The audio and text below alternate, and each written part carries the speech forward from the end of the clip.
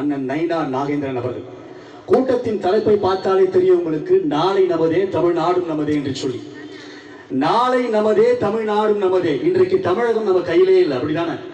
தமிழகம் திருட்டு திராவிட முன்னேற்ற கழகத்தினுடைய ஆட்சியாளர்கள் கையிலே இன்றைக்கு மாட்டிக்கொண்டிருக்கிறது. குறிப்பாக பார்க்க வேண்டும் என்று சொன்னால், இந்த ஊரை பார்க்காத தமிழ்நாடே கிடையாது. பிகைன் புட்ஸ்ல பார்த்திருக்கலாம், தலைப்புச் செய்தியில பார்த்திருக்கலாம். SIR உடைய அந்த ஃபார்ம் ஃபில்அப் பண்ற இடத்துல இந்த ஊரினுடைய தலைவர், நான் பெயரை சொல்ல பயப்பட மாட்டேன், இந்த ஊரினுடைய தலைவர் மதிப்புமிகு ஜெகன் அவர்கள் செய்திருக்கின்ற அத்தனை காரியத்தையும் தமிழகம் உற்று நோக்கி பார்த்து கொண்டிருக்கிறது.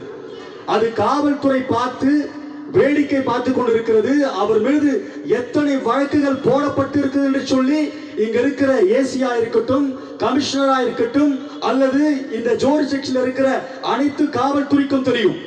ஆனால் இதே பாஜக காரணம், எதிர்கட்சி காரணம், என்டிஏ கூட்டணியில் இருக்கிற தோழர்களோ தொண்டர்களோ, அனைத்து இந்தியா திராவிட முன்னேற்ற கழகத்தில் இருக்கிற தலைவர்களோ ஒரு கடைமுனை தோடணும், ஒரு ட்விட்டு போட்டா, பேஸ்புக்ல ஒரு பதிவு போட்டா, உடனே நைட்ல திருடம் பிடிக்கிற மாதிரி பிடிச்சி அவன் மீது பொய் வழக்க போடுகிற காவல்துறையே இன்றைக்கு இந்த ஊராட்சி மன்ற தலைவர் மீது எத்தனை வழக்குகள் இருக்குது என்று சொல்லி நான் சொல்லட்டுமா? ஒரு வீட்டை கட்ட வேண்டும் என்று சொன்னால் அவன் கஷ்டப்பட்டு வேர்வை சிந்தி வீட்டை கட்டணும். ஆனா இந்த ஊராட்சி மன்றத்தில் எவ்வளவு நிதி ஒதுக்கப்பட்டிருக்கிறது? இந்த ஊராட்சி மன்றத்துக்காக உள்ளாட்சி மேம்பாட்டில் ஒதுக்கப்பட்ட நிதி கோடிக்கணக்கில். நீங்க பாருங்க, எங்க பாரத பிரதமர் இன்றைக்கு பாத்தீங்கன்னா ஜல் ஜீவன் திட்டம், அதாவது வீட்டுக்கு வீட்டு குழால தண்ணி வருது. அந்த குழாவில தண்ணி வரத்துக்கு காரணம் எங்கள் மதிப்புக்குரிய பாரத பிரதமர் ஐயா நரேந்திர மோடி தான்.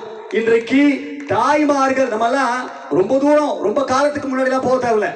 இப்போ இந்த திராவிட முன்னேற்ற கழகம் கடந்த 10 ஆண்டுகளா அந்த ஆட்சிக்கு வரல, ரொம்ப பசியோடு கூட இருந்தாங்க. 10 ஆண்டுக்கு அப்புறம் ஆட்சிக்கு வந்த பிற்பாடு அவர்கள் செய்யாத ஊழலே கிடையாது.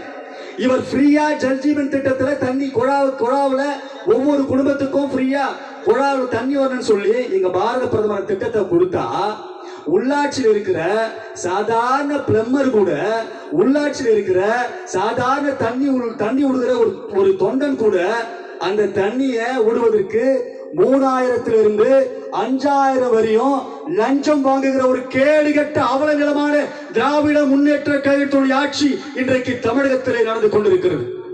அது மாத்திரம் இல்ல,